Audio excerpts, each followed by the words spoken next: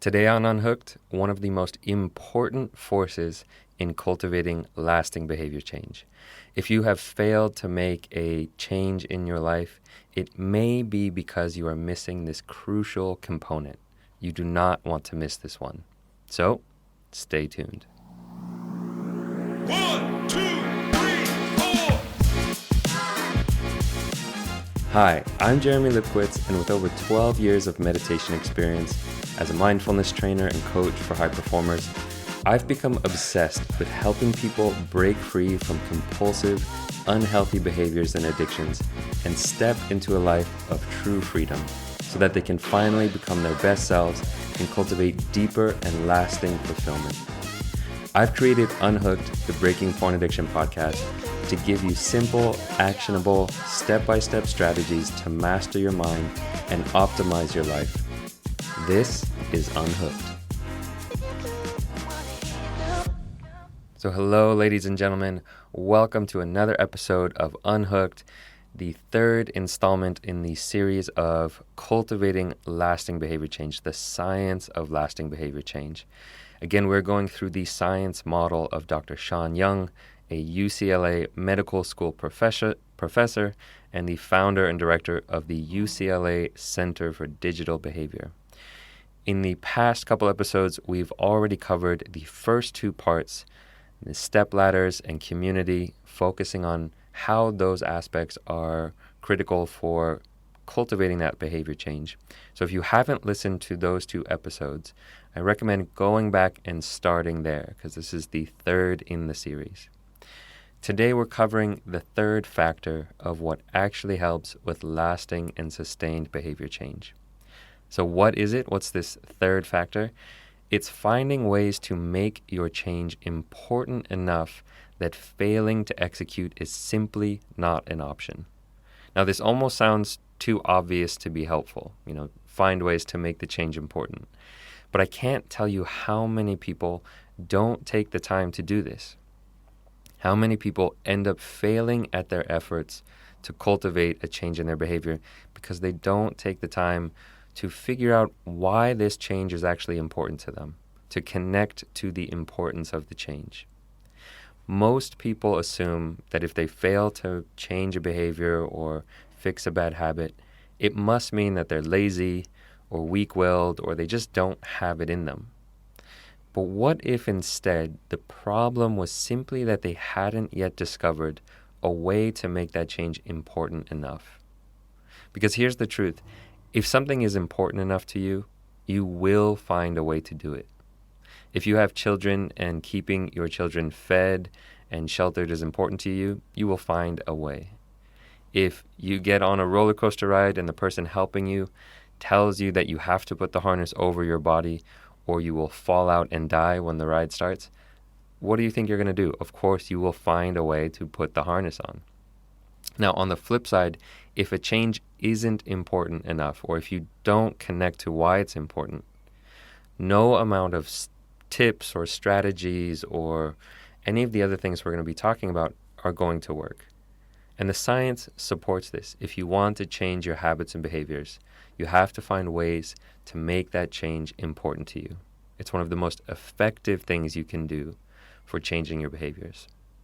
Now, in this episode, I'll share a few tips on helping you connect to what's important about breaking free from porn so that you can supercharge your recovery efforts. Of course, as with everything I talk about on this podcast, it's not just about porn. You can use the same underlying techniques and theories and strategies for whatever behavior change you want to cultivate. So whether you're trying to break free from porn addiction or eat healthier or go to the gym or be more consistent with your meditation or your business, these understandings of how habit change happens will work for that as well. At the end of the episode, I'll also share an example from my own recovery, my own story from breaking free from porn, and how this force of importance played a crucial role in helping me break free. In many ways, it was a pivotal moment in my own recovery from porn. Now, before we dive into the strategies for today, talking about how to connect to what's important, we need to talk about one of the aspects of porn and porn addiction that makes it so hard to break free, which is that for the most part, porn, watching porn, it feels good in the present moment. And many of the negative effects or consequences are delayed or downstream, or they can be very subtle and hard to actually see. And this is, in contrast to something like a very serious drug addiction where you see and feel the consequences almost immediately.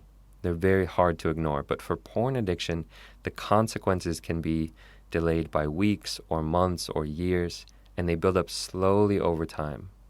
In the same way that gaining weight little by little over many years, it's hard to notice. But when you look at that before and after, 10 years before and 10 years after, you can actually see the difference. It's the same with porn addiction. A lot of these changes, because we're looking on a neurological level, are very subtle.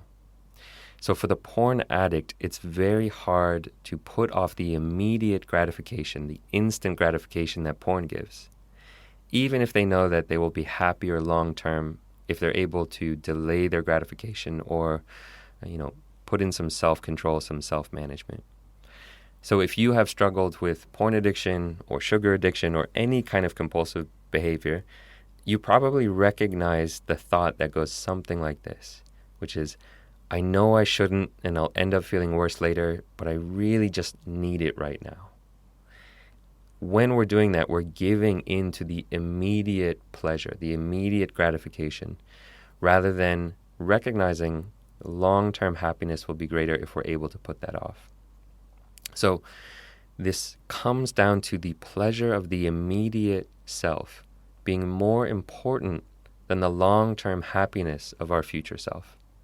And behavioral economists, they have a term for this, which they call delay discounting. In other words, the value of something declines with delay or how long it takes for us to get it. So we care more about having things right now, even if we can have more later. So the question is, how do we combat this issue of porn addiction?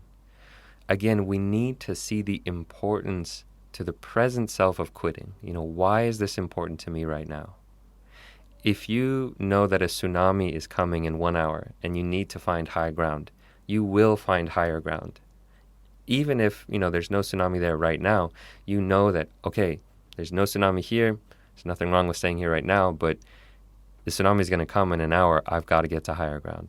Right? So the question is, why is quitting porn actually important? This is a question, again, that most people don't spend enough time contemplating. Fortunately, scientists and psychologists have already done the work and found out what is actually most important to people. And they tend to fall in 3 main categories: money, relationships, and health. And it's why most things being sold have some impact on one of these 3 or multiple of these 3. So they promise more money, better relationships, or better health. And people will do almost anything to have more money, to have better relationships or better sex, and to have a healthier body. It's why the supplement industry is out of control. It's why dating apps are so popular. It's why crypto, is out of control.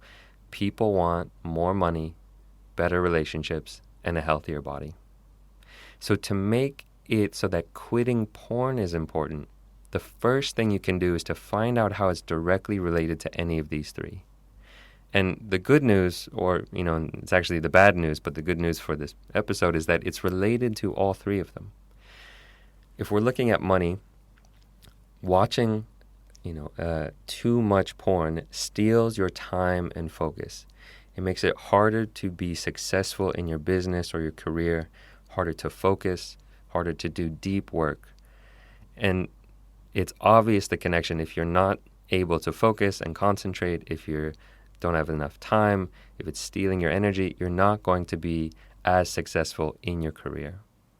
One way to figure out this in a very tangible, real level is just to figure out how much money is it actually costing you. So you can figure out your hourly wage. You might have an actual hourly wage, or maybe you can calculate it based off of your yearly salary, and then figure out how many hours a day are you watching porn. And how much money per year are you leaving on the table because of your porn or social media addiction? So that's money. Relationships, I've talked about this in previous episodes. Porn makes you less satisfied in your relationships if you are a man.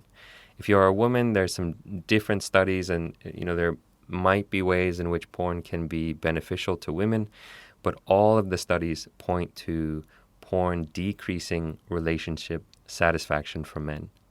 Not only that, if you're single, it makes you less likely to get outside your comfort zone and go meet real partners. It's been, so harmful for so many men, because what it does is it gives you the feeling of intimacy without giving you actual intimacy. It's cheap, it's plasticky, it's fake, and it doesn't actually give you any of that fulfillment.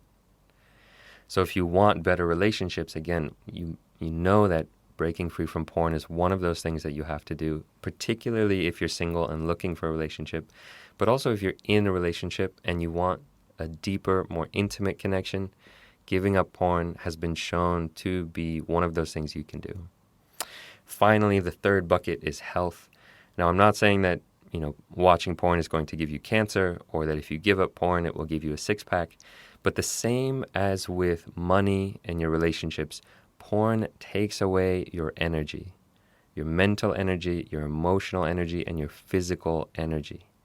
You probably know that feeling of going on a 1 or 2 hour porn binge, and then you just feel exhausted. Your body feels depleted. You have no energy to go to the gym. You have no energy to get out and do things. So if you want to have better health, more, healthy activities, healthier habits, again, porn is going to be such a negative impact on that. Now, maybe you already know these things, but you know that porn is harming you, but for some reason you keep falling into the trap of instant gratification rather than long-term happiness. So here from the book, there's one more science-backed strategy that you can employ to really help you connect with why this is important. And this is to connect with the future version of you, the older you, to actually visualize yourself as an older person. And this has a real tangible effect on behavior change.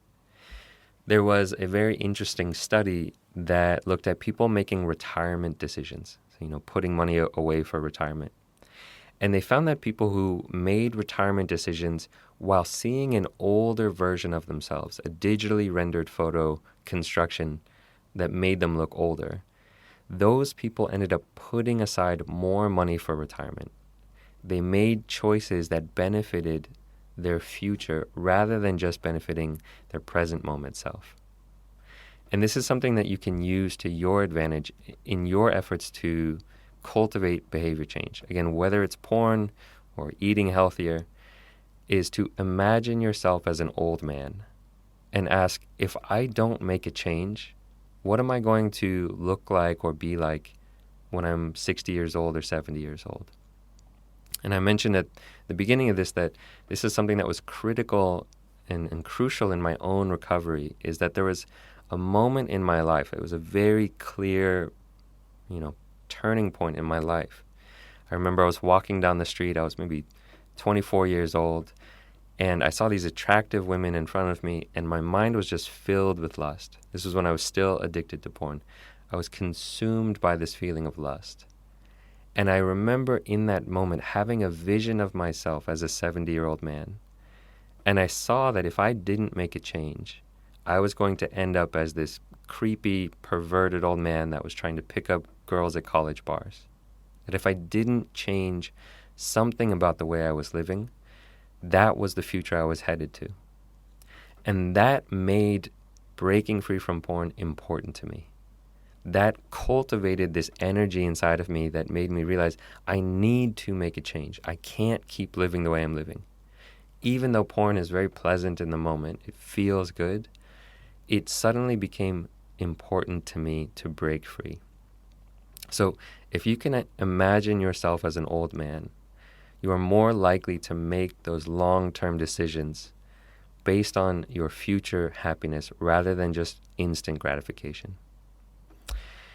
So, the one last thing I will say about this is no matter how you do it, is to take the time to reflect what is important about the behavior change that you are trying to bring into your life. Again, it can be about healthy eating, getting outside your comfort zone, working harder, whatever it is that you want to do. If you are not connected to why it's important, it doesn't matter what, life hacks or tips or strategies you implement. They won't make a difference if you don't feel it's important to you. So to simply journal about this, and you can do it as a free-flow journaling prompt, simply write down the sentence, "Quitting porn is important to me because," and then let your pen flow for the next 5 or 10 minutes, and don't stop writing. Again, quitting porn is important to me because. Or you can replace this with whatever habit it is that you want to change. Eating healthier is important to me because. Getting outside my comfort zone is important to me because. Investing is important to me because. Figure out, why is this important? Most people fail at their efforts because they are not connected to this.